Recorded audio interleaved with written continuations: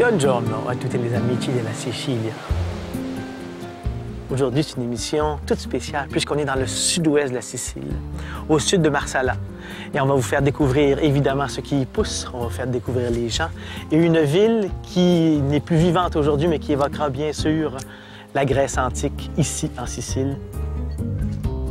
Pour essayer de vous présenter un portrait du sud-ouest de la Sicile que l'on appelle la Sicile africaine, 4 villes, Mazara del Vallo, Castelvetrano, Chacca et Selimunte. Vous allez voir, on va se promener et avoir l'impression d'être vraiment dans des univers très différents. Pourquoi on appelle ça la Sicile africaine? Bien évidemment à cause de son climat, mais surtout, d'abord et avant tout, parce qu'on n'est pas très loin des côtes tunisiennes.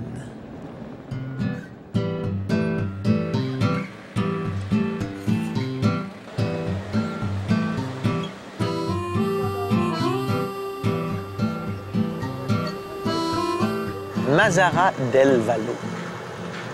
C'est une ville qui est au sud-ouest de Palerme, puis il y a environ 50 000 personnes qui y vivent, et c'est très particulier parce que c'est une ville qui est moins connue touristiquement, et pourtant, c'est peut-être la ville la plus africaine de Sicile.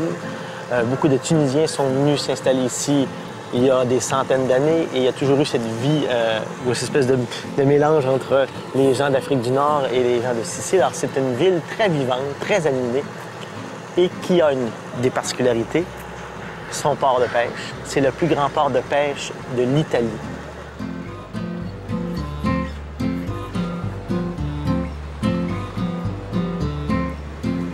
Alors, on est sur le bord de la rivière Mazaro, qui se jette dans la mer Méditerranée. Il y a quelque chose de presque irréel à Mazara del Vallo, c'est que le long de la rivière Mazara, c'est sans fin des barques et des barques et des bateaux de pêcheurs. J'ai vraiment l'impression que ce canal-là pourra construire pendant des centaines de kilomètres avec des barques comme ça.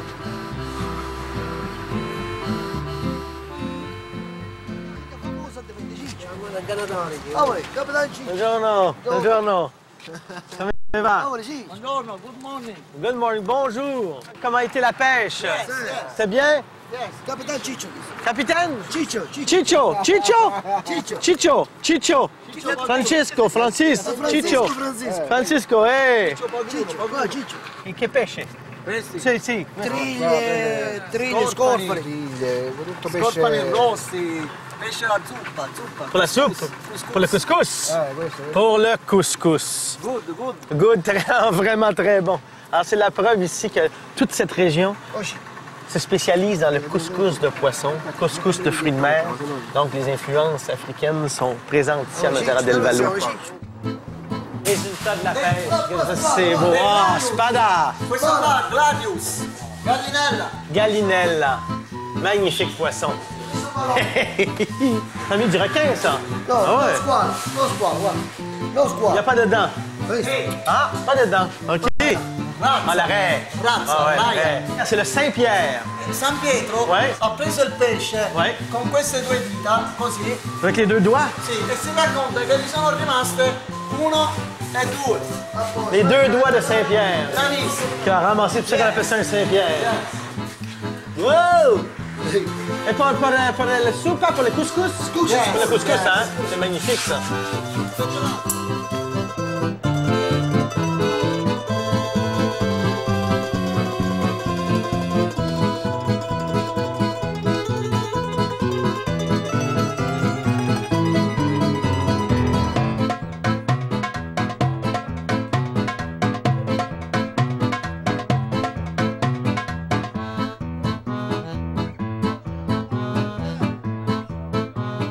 Queste sono seppie. Les pasta de sepia, Sepia. c'est super bon à l'encre de sèche, hein? Les pasta. Il nero di seppie. Hein? L'encre noire, c'est très bon. Oui, spaghetti. Oui, oui, oui, c'est super bon, ça. Questo è calamari. OK. La différence entre la sèche et la calamar. Questo calamaio, questo seppia. OK. Seppia c'ha l'osso, vedi? C'est dur, dur. Ah, il y a comme une... C'è l'osso. Il y a un os dans le cep, Il calamaio è dans la più- sèche. Le calamar, c'est tout tendre. Vedi? Et le gusto différente? Vabbè, come gusto... À peu près pareil, hein? che preparato avec le secchio? La pasta. Le pâtes, sì, sì. Taglia a pezzettini e poi ci mette il nero. Ok. Di pepe. Diventa Sì. tutta nera la pasta. È molto buono, eh? Buonissimo. Oh, È grazie. fresco, c'è sapore di mare. Ah là là là là, les saveurs de la mer.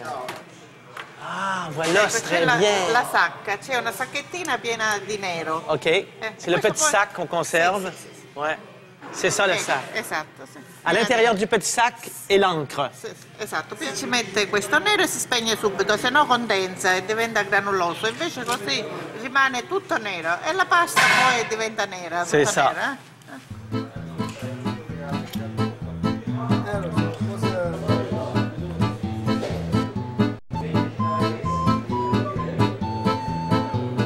Continua, grazie mille, grazie. Grazie a voi. Grazie, a voi. grazie, grazie. Aspettami. Grazie, grazie mille.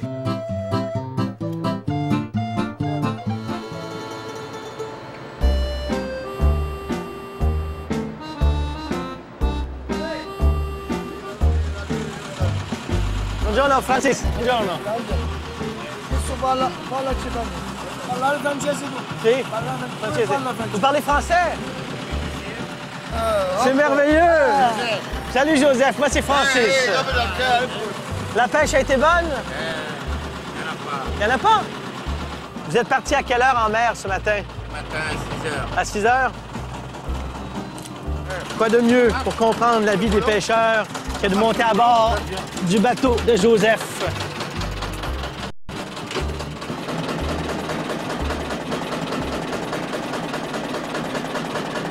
Toi, tu as toujours vécu ici à Mazara del Vallo? Maintenant, il y a 40 ans. 40 ans que tu vis ici. 45 ans, il y a. C'est vraiment la ville la plus tunisienne de Sicile. Hein? Il y a beaucoup, beaucoup Oui, de gens il y qui sont- a, il y a la Gazba. Ouais. Ça s'appelle la Gazba. Il y a beaucoup de Tunisiens C'est qui un quartier habitent. tunisien. Ouais, ouais. La Tunisie, c'est combien de kilomètres à peu près en mer d'ici? 200? Le kilomètre, je ne sais pas, mais des milles. Des milles marins? Un mille marins, c'est 90 jusqu'à Kilibia. Ah oui, ah, c'est tout près.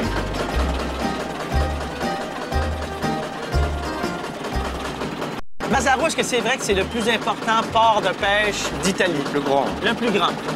Important, il n'est pas important parce qu'on est en Sicile. Tu sais qu'est-ce qu'on fait en Italie? Tous les ports qu'il y a en Italie, tout il met Mazara del Vallo. Pourquoi le poisson qu'on a, nous, il est très doux. Il est de la Tunisie, il est de Méditerranée, il est très bon.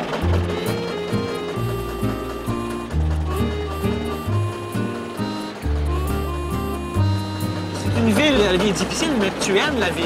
C'est une Bien ville. sûr, bien J'en ai sûr. fier de cette ville-là quand même. Alors, et surtout les Tunisiens. Les Tunisiens, il y en a plus de 5000 ici qui travaillent. Ah oui. Et 5000 qui sont jeunes, ils ont rien.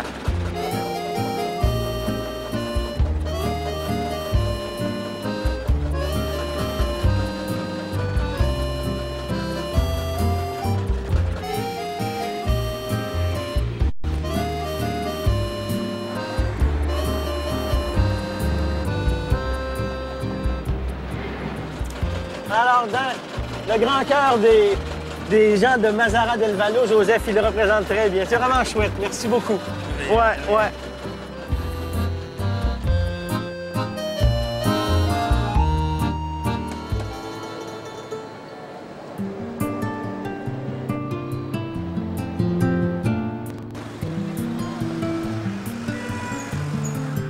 Cette ville pas banale, c'est la ville de Chacca. On est dans la province d'Agrigente. Ça, c'est dans le sud de la Sicile, dans la mer africaine. C'est ainsi que les Italiens appellent la mer entre la Sicile et la Tunisie. Et cette ville-là est importante pour le port de pêche, mais elle est aussi importante pour la céramique. Et il y a un homme, il faut que je le trouve, qui apparemment vaut la peine de la rencontre pour ce qu'il fait, pour son cœur.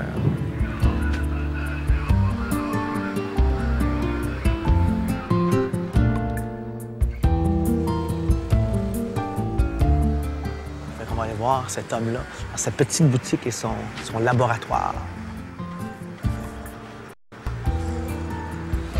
Ah! Voilà, son vrai nom, c'est Gaspare Cascio. On m'a dit que vous faisiez des céramiques magnifico. E la mia ispirazione viene direttamente dalle esperienze dell'infanzia, Ah oui. che poi queste cose emergono alla memoria e a un certo punto si sente il bisogno di raccontarle anche a quelli che vengono dopo. Infatti, le cose che io dipingo nei miei piatti e anche nei quadri generalmente sono delle favole o delle esperienze di vita contadina. C'è un insieme di religiosità, di cultura contadina, di esperienze di vita, di gioia di vivere, del piacere di raccontare le cose più belle della vita.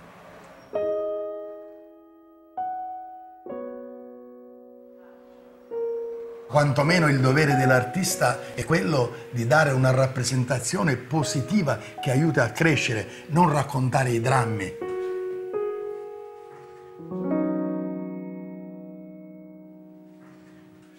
Quando una persona entra nel mio atelier e lui subito il volto si illumina, ma poi queste cose vedo, ecco perché io continuo a farle con grande piacere, vedo che anche una persona di grande cultura, di quelle persone che non ridono mai, però quando vengono qua dentro mi comprano un oggetto. E poi anche i bambini subito riconoscono e capiscono tutto.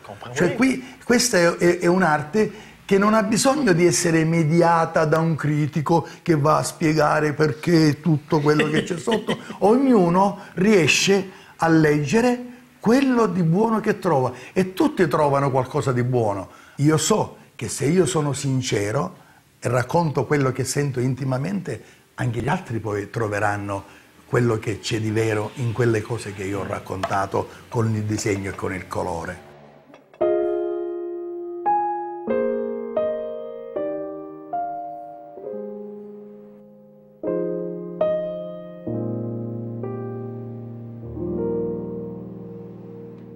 Et là, il y a toute une autre façon de faire la céramique. C'est une technique ancienne, très Sì, ancienne. questa è una tecnica molto antica, è una tecnica, il pezzo me lo faccio io al tornio, veda, è stato graffito anche, tout à fait. anche quando è ancora crudo, ancora molle, per poter dire che anche il pezzo è fatto da me, non sono un decoratore, ma ça. faccio.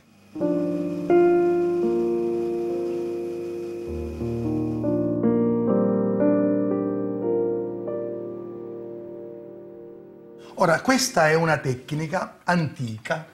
De quelle époque? È un'epoca che risale sicuramente a più di 1500 anni fa.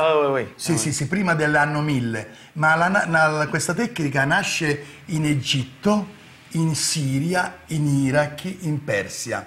Ed è una tecnica che si chiama a riflessi metallici. In Italia saremo forse 15 ceramisti, in Sicilia non ne conosco altri. Alors, si j'arrive du Québec Sì. dans la ville ici, et je te cherche. Cerca me? Oui, je te cherche. Comment je dis? Je vais partout demander. Guardi, è facile trovarmi. Una persona mi ha scritto dalla California, ha messo Gaspare, Cascio, Sciacca, Sicilia. Sono venuto a Et trovare. donc, à partir du moment où on réussit à prononcer correctement tout ça, je pense qu'on peut le trouver. Alors, Gaspare, Caccio, Sciacchia, Sicilia. Gaspare, Cascio, Sciacca, Sicilia. Grazie mille. È stato un piacere per me. In questo modo si parla anche con le persone del Canada e il mondo diventa sempre più bello. È vero? Oui, merci. Bene. Eh là là, merci beaucoup. Grazie. Merci.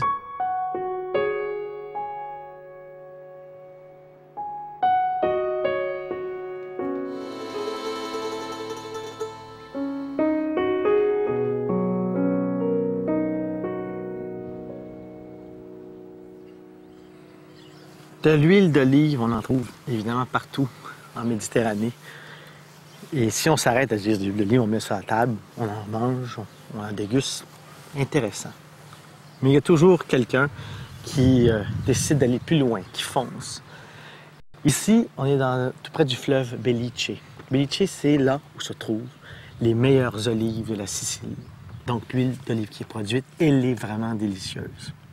Mais il y a un homme qui a eu envie d'aller encore plus loin, qui a des projets un peu fous. Et il ressemble un petit peu à Léo Ferré et à Gilles Vigneault.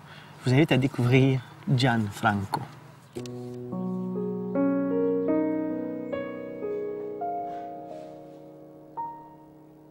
Vous avez commencé votre vie en Sicile? Je suis né ici, à Castelvetrano, où on est, nous, exactement. Et j'ai vécu en Suisse pendant longtemps. Suisse, Sicile, Sicile, toujours. Ouais. Je n'ai jamais abandonné mes racines, pas du tout. Je les ai cultivées, les racines.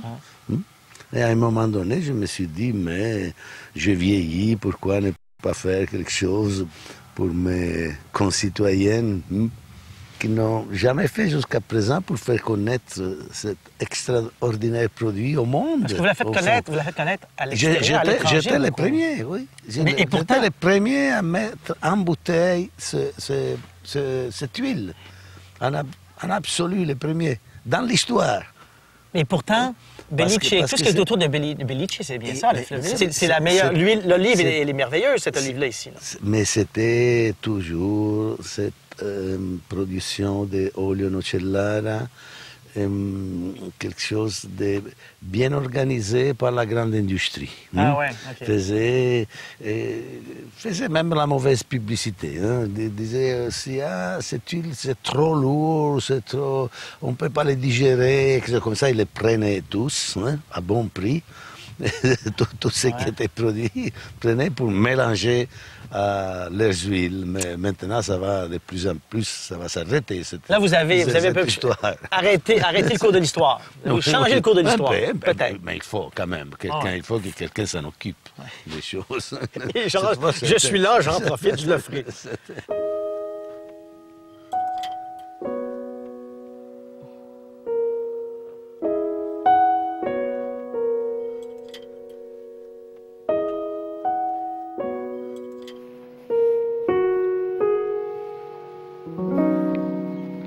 Les olives. Ce sont des olives très mûres. Sont des olives très mûres, sont noires à l'arbre, sont pas disons, faites noires avec des produits. Non, c'est vraiment mûr sur l'arbre. Salé, laissé plus ou moins 5-6 jours, couvert bien salé, et après lavé. Séché, c'est prêt. Séché, c'est prêt. Et j'ai remarqué dans les petites là, vous allez m'aider, j'ai remarqué qu'il y avait des citrons dans le... Est-ce que c'est strictement pour la présentation ou on peut asperger l'olive de citron quand on la mange? Est-ce que c'est logique ou c'est complètement ridicule? C'est tout à fait logique. C'est logique? Oui, parce que nous, quand on fait la véritable salade, quand on fait une salade, olives, tomates, pommes de terre, tout ça, on ajoute du citron. Donc, sur l'olive, le citron, sur les olives, bonne idée. Citron. Et puis, je trouve que ça fait un beau combat entre le sel et l'acidité. Il faut mettre du citron, oui. Wow. Alors, les olives de cette huile ici, Olio Verde,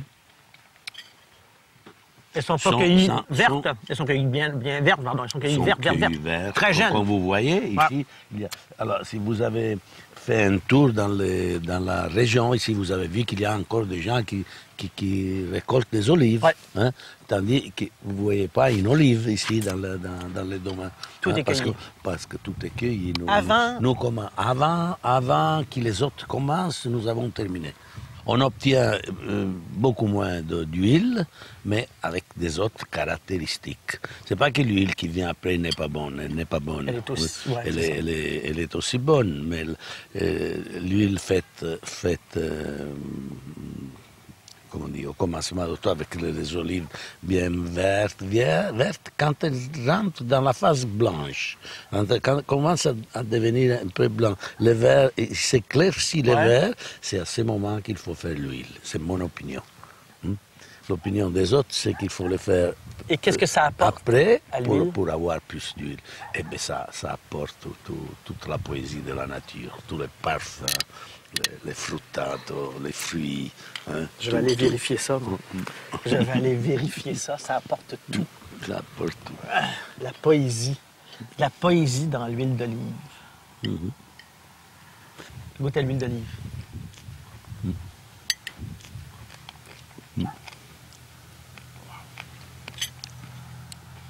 On a vraiment l'impression de manger l'olive. Et voilà, c'est ça. L'olive et tous les fruits qui sont dans la nature. Pour les poissons, c'est fantastique. La cuisine des poissons, avec cette huile, je la conseille.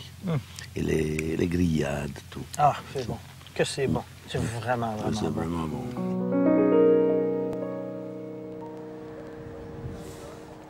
Moi, je vais vous parler d'autre chose.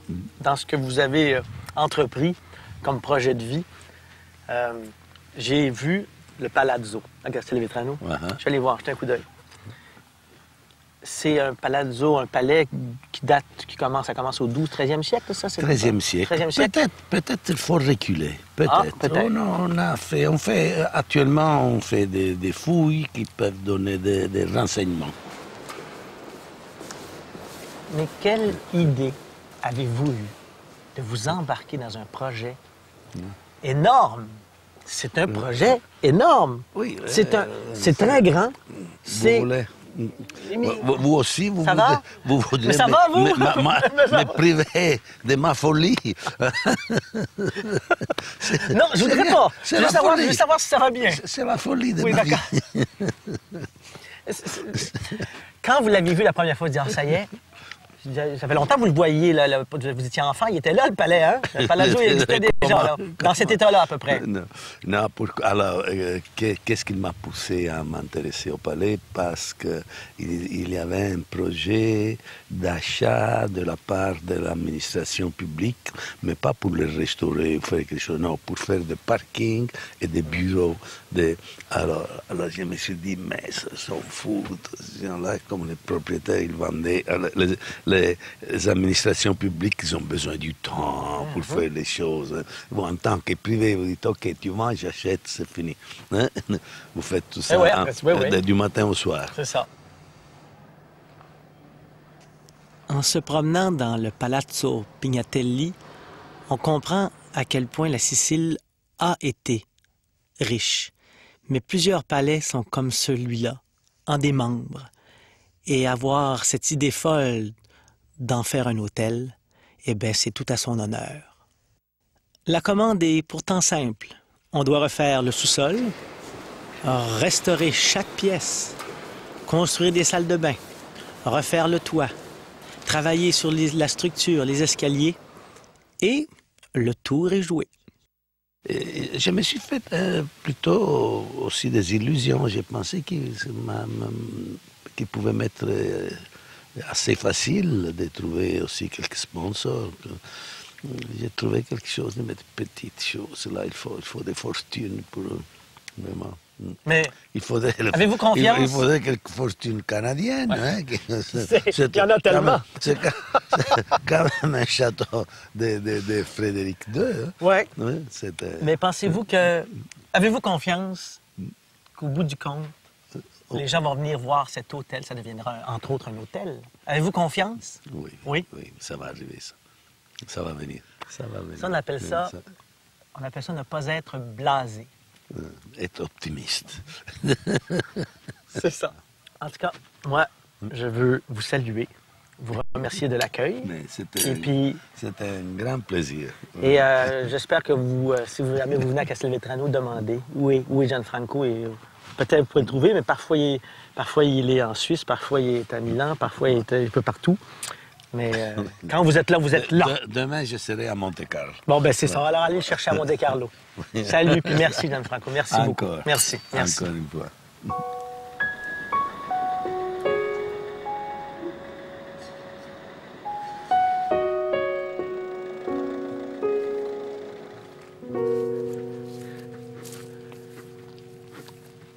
Imaginez-vous, vous êtes à la maison, puis vous dites, bon, ça y est, j'embarque, je fais des petits travaux, je vais refaire ma salle de bain, changer la petite vanité, la toilette, changer les tuiles. Vous embarquez dans des travaux, ça dure 1 mois et demi, 2 mois. Puis là, après ça, vous dites, oh, non, ça n'a pas de bon sens, c'est trop compliqué, ça a été trop long. Alors, eux, c'est un palais complet qui était totalement vraiment délabré, qu'on met dans un état désolant. Et ils se sont embarqués dans la restauration d'un palais. Imaginez-vous le temps, l'énergie et, je pense, le besoin d'un peu de folie pour arriver jusqu'à terme.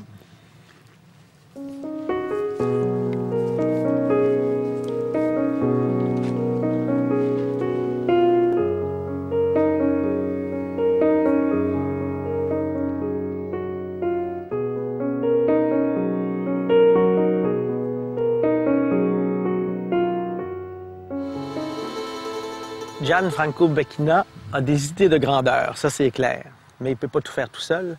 Alors ce qu'il a fait, le coquin, il a extirpé sa fille Gabriella de la ville de New York où elle a vécu pendant 10 ans pour la ramener ici, dans la Sicile profonde, pour l'aider à partager sa folie. Et j'en ai profité, moi, pour cuisiner avec elle et apprendre sur la cuisine typique sicilienne. Voici donc Gabriella dans le champ.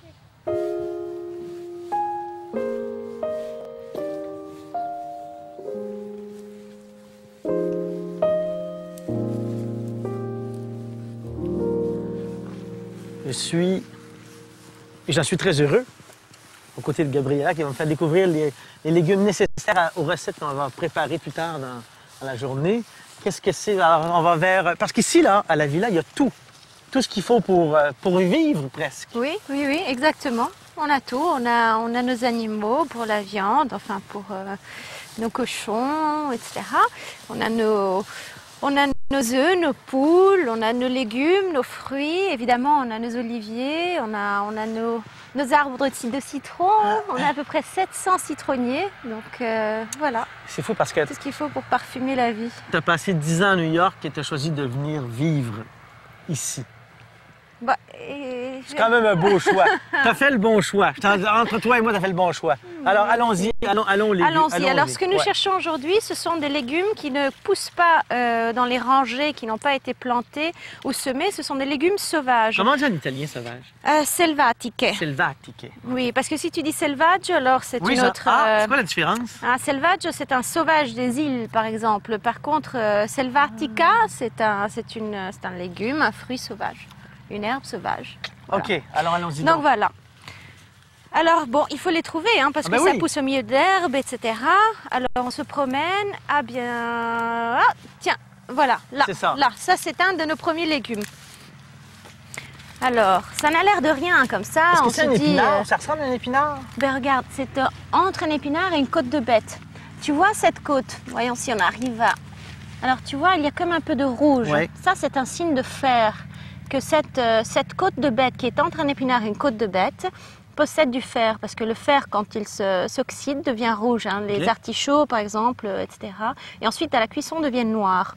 Voilà. Alors ça s'appelle en dialecte sicilien zalaca. Et la zalaca, ou zalache au pluriel, c'est un nom d'origine arabe. Ça signifie côte de bête sauvage. Les côtes de bête, c'est donc parce que chez nous, on n'utilise pas cette expression. Mange. C'est un peu... Il y a de la terre, mais c'est... Bah, écoute... C'est doux, parce que pense à cette couleur rouge, toujours. Hein. Il y a un peu de terre, mais c'est propre. Ici, tout est organique, etc. Hein.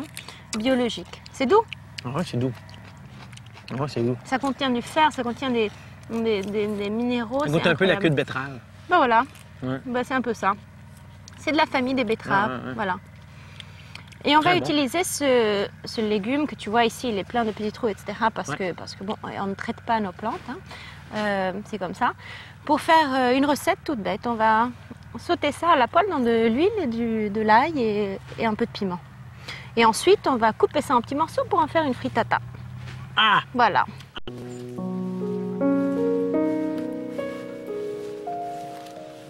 Par contre, les asperges sauvages, hein, il y en a plein là. Voilà, tu vois ces buissons? Alors ça a l'air de quoi à ton avis? Mais ça a l'air de tout sauf des asperges sauvages. Eh bien, regarde ce que j'ai trouvé. Attends une seconde. Ça, c'est la... Wow. Est-ce que ça fait partie de la plante? Oui. C'est ça? Oui. Et cette plante, Cette plante, en fait, produit des asperges qui sont des asperges semi-sauvages, parce qu'on a 3 types d'asperges ici. L'asperge cultivée, l'asperge semi-sauvage, qui en italien s'appelle asparago, asperge, di siepe. Et la siepe, c'est la haie. Okay. C'est une haie que l'on cultive, en fait, qu'on laisse, on la plante, une fois plantée, elle continue de croître à l'état sauvage. Et elle continue à produire toute l'année, dès qu'il y a un peu de pluie, ces asperges. Apparaissent. Apparaissent. Donc, tout au long de l'année, on peut en manger. Tu as les mains propres? Ben oui. Ok, alors je goûte. Ça va? Moi, ça C'est va. acceptable? C'est acceptable, c'est Bon. plein de vitamines. Ouais.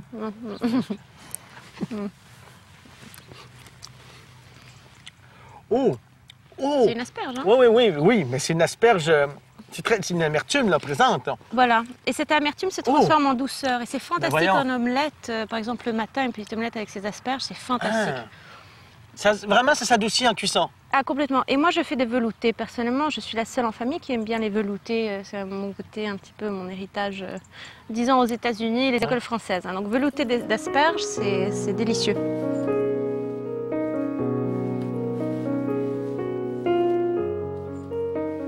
Voilà, et on a tout ce qu'il faut pour la frittata? Pour la frittata, oui. C'est bon? Oui. C'est bon, c'est bon, c'est bon. Allez, andiamo!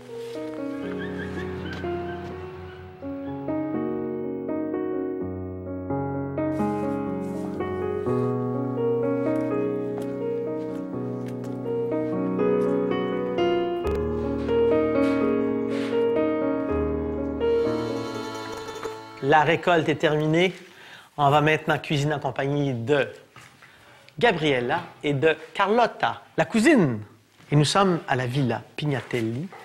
Imaginez-vous donc dans la cuisine ici. C'est la cuisine de la villa, c'est la cuisine de bed and breakfast. Ce qui fait donc que quand on vient ici, on peut évidemment déguster, pas juste le petit déjeuner, mais bien plus, parce qu'on peut apprendre à cuisiner. On peut apprendre à cuisiner avec le propriétaire, avec la famille. Et là, on va faire une frittata à partir de ces verdures qu'on a travaillé. On a travaillé très fort, je te fais remarquer, pour trouver ça. Et là, voici la récolte. Andiamo. C'est une frittata avec la verdure, en grande partie sauvage, évidemment. Donc, comment on y va? Qu'est-ce qu'on fait? L'huile d'olive d'abord? L'olio, quando lo mettiamo? Un pochino dopo. Un peu D'abord, après. on les fait Oui, la tombée. tomber. Vediamo la quantità del... Tout ça au complet? Oui. Donc, c'est une frittata. Il y a un peu d'œuf, mais il y a beaucoup de verdure. Il y a beaucoup de verdure. Beaucoup de verdure. Ok, voilà. Super. OK. Mettiamo l'olio. Metti tout. Alors, très peu d'huile, comme d'habitude chez nous. Hein. Oui, c'est ça, ben oui. C'est réussi. C'est très peu. Oui. Voilà. Cette huile qu'on trouve ici et qui provient de tous les oliviers qui sont autour, c'est une grande fierté, cette huile-là, parce que vraiment, c'est une très belle huile, grande qualité. Merci. Oui. Sale. Hein? C'est du sel de mer de Trapani, ça? Voilà, exactement. On n'utilise que ça Oui. ici. Super. L'aglio. Et de l'ail, voilà. Comme ça, entier? OK. Alors, combien de temps? Compte de tempo? Combien de temps on fait ça? 10 minuti. 10 minutes? Parfait. 10 minutes? 10 minutes pour pouvoir... Ça, c'est un lieu merveilleux. Je vous ai parlé du bed and breakfast. Premièrement, on appelle ça bed and breakfast, mais c'est tellement plus qu'un bed and breakfast ici. C'est une villa, c'est une maison, c'est une résidence. On peut y dormir, mais quand on y vient comme voyageur, on peut cuisiner aussi. On peut apprendre à cuisiner. Ah, tout à fait. Tout à On fait. peut apprendre à cuisiner. On peut nous accompagner dans la cueillette quotidienne des ingrédients qui servent à cuisiner. On peut apprendre tout le A à Z, en fait, en ce qui concerne la production jusqu'à la dégustation finale. Voilà. Et cette maison-là, qui est magnifique, est-ce que c'est jeune? Est-ce que c'est vieux? C'est très vieux. La maison est documentée jusqu'au XVIe siècle. Ah oui. Elle a subi plusieurs transformations. Et quand ma famille l'a acquise il y a une trentaine d'années, elle était en ruine, elle tombait en ruine. C'était une réserve de chasse ici. Les princes Pignatelli ont chassé le lapin en particulier dans cette propriété depuis des centaines d'années. Voilà. Mais parce qu'il y a un aéroport militaire historique pas loin d'ici, cette maison a été bombardée pendant les 2 premières guerres mondiales. Ah ouais. Et quand nous l'avons acquise, nous l'avons reconstruite du début à la fin pour faire quelque Quelle chose. aventure. Voilà. Quelle aventure. Et ça a duré 15 ans, hein, cette rénovation. Voilà. Donc, vous avez cultivé l'art de la patience. L'art aussi. de la patience. C'est une grande sagesse, ça. Très grande sagesse. Pour bien faire les choses, c'est nécessaire. Oui. Nous, on a habité, puis ça vaut vraiment la peine parce que c'est T'as dit un beach house. C'est une maison. On pourrait dire chez nous un chalet, mais au lieu d'être au lac, c'est à la mer. C'est une maison qui est tout au bord de la mer. C'est magique, cet endroit-là. Oui, mon père a découvert ce petit bout de propriété qui se trouvait au bord de la réserve du parc archéologique de Célinonte il y a 35 ans à peu près. Il était encore tout jeune et il était passionné par l'archéologie. Et quand il a appris qu'il y avait des propriétés qu'on pouvait encore avoir dans ces jours-là, tout près des temples, avec vue sur les temples, et où il y avait la certitude de n'avoir jamais personne qui ne construise à côté, qui nous cache la vue, etc. Il a sauté sur l'occasion. Il a construit cette maison avec l'aide d'une architecte de Bologne, une femme, et c'est un style vraiment... c'est fascinant parce qu'on a l'impression premièrement, de reculer dans l'époque 70, un peu hippie, non, mais tout le côté tech. Donc, on entre tout à coup dans un décor qui revient beaucoup à la mode d'ailleurs, présentement. Voilà, exactement. C'est très particulier. Puis là, on a la vue. De partout, on a la vue de la mer. C'est magnifique. Donc, on peut soit faire un séjour ici, partie bed and breakfast, et partie à la maison à la mer. Voilà. Et si on veut, on peut avoir un chef qui cuisine pour nous là-bas. Voilà. Et oui. Que c'est triste.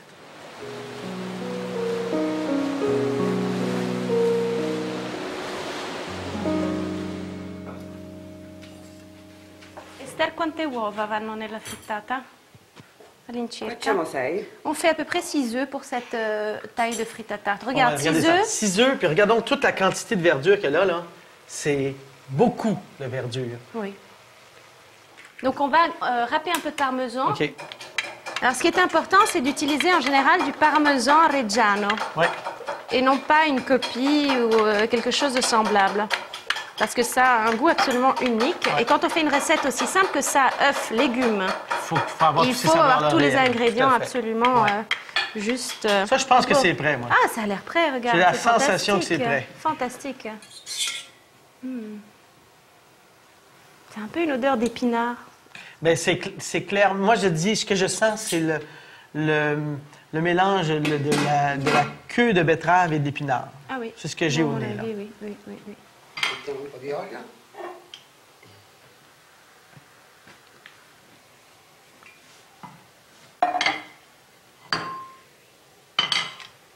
Les uova. Qu'est-ce que tu as plus aimé?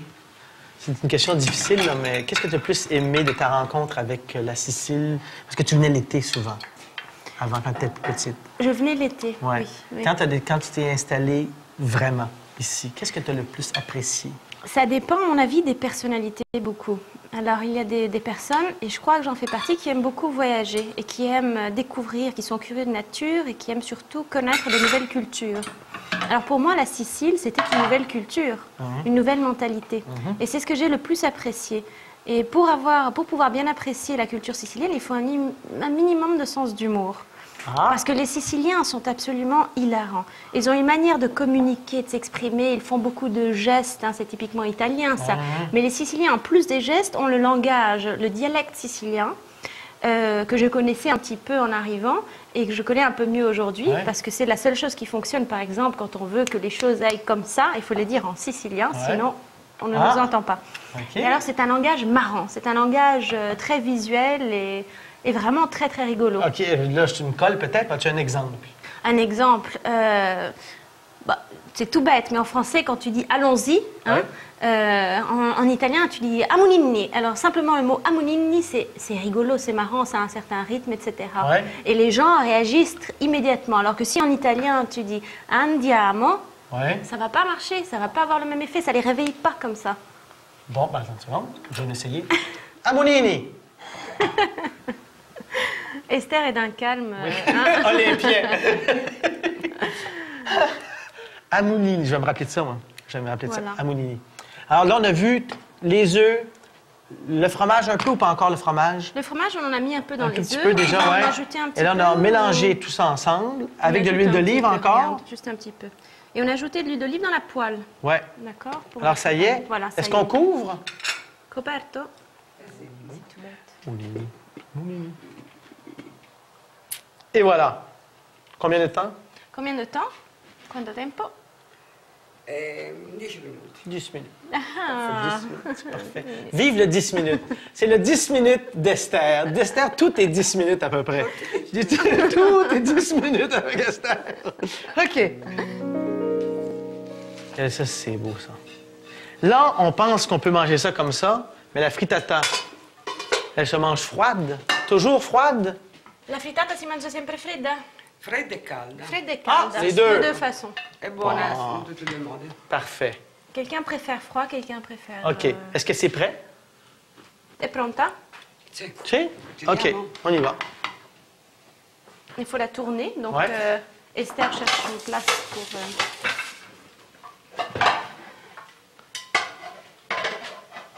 Et voilà. Oh, wow! Quelle est jolie. Ah, parfait. Oh, super.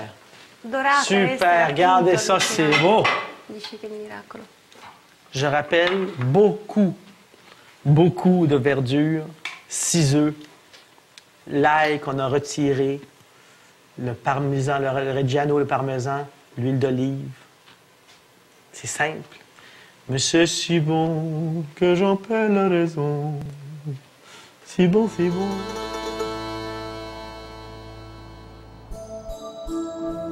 Selinunte, une ville où s'est arrêté le temps, une ville qui représente très bien une des grandes particularités de la Sicile, c'est la présence des Grecs. Pour mieux comprendre, j'ai demandé à Gabriella de nous expliquer, mais qu'est-ce que Selinunte et comment ça se fait que c'est encore là, tout ça.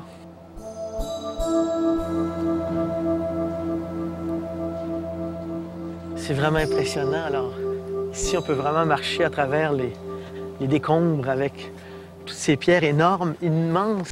Et là, on a ici, donc, possiblement ce qui aurait pu être ou ce qui aurait été peut-être un des plus grands temples. Oui. Possiblement.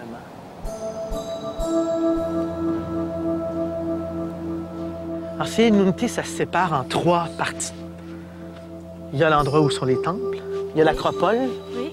L'acropole qui est une ville. L'acropole, c'est une ville Oui. qui se situe c'est sur un promontoire. Qu'est-ce que c'est une acropole exactement? Alors, le mot polis, Paul, si tu veux, vient du grec ville, acro, perché. Donc, une ville construite sur un promontoire. L'acropole est ici l'autre sanctuaire qui a été construit en dehors des murs de l'acropole de la ville. Parce que souvent, on construisait des temples qui ne rentraient pas dans le schéma de la ville parce qu'ils étaient trop grands, comme cela par exemple, en dehors de la ville. Et on venait vénérer les dieux auxquels étaient dédiés ces temples en dehors de la ville, à l'occasion de fêtes, du calendrier religieux grec, etc. Et voilà, et ça c'est un des 3 temples qui restent aujourd'hui du sanctuaire extramuros, de la colline orientale, possiblement dédié à Zeus, parce qu'il est tellement grand. Ouais. À qui d'autre aurait-il pu être dédié?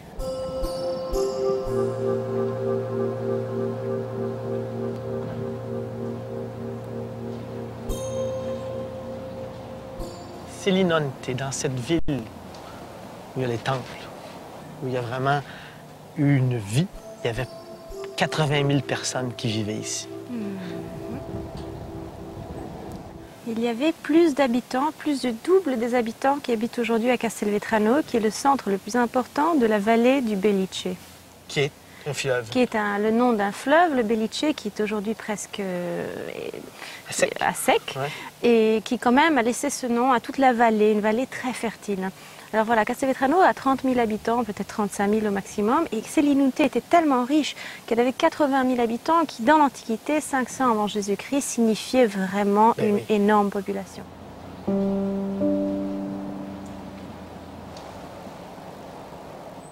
Et qu'est-ce qui s'est passé pour que tout à coup, tout s'arrête ici? C'est assez étonnant, oui, parce que ce qu'on trouve ici, c'est un temple merveilleux, mais absolument en ruine, entièrement écroulé.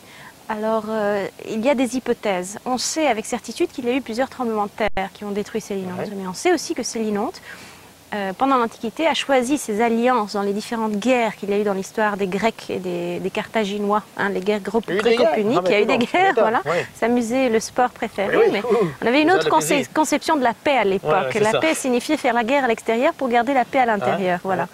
Ah bah tiens, c'est la même chose aujourd'hui d'ailleurs. Oui, c'est ça. Voilà. Et rien ne change. Rien ne finalement. change. Ouais, l'être humain est ainsi fait. Et alors les Célinotais, étant donné qu'ils se retrouvaient au centre de la Méditerranée, ils devaient choisir entre voilà, les Romains au nord et les Carthaginois au sud, etc. Ouais. Alors ils ont souvent mal choisi leur camp et ça leur a valu à chaque fois une destruction de l'ennemi qui avait fini par vaincre la guerre dans laquelle ils avaient mal choisi leur camp, qui est venu évidemment raser au sol, absolument à plat, à zéro, Célinunte, plusieurs fois de suite.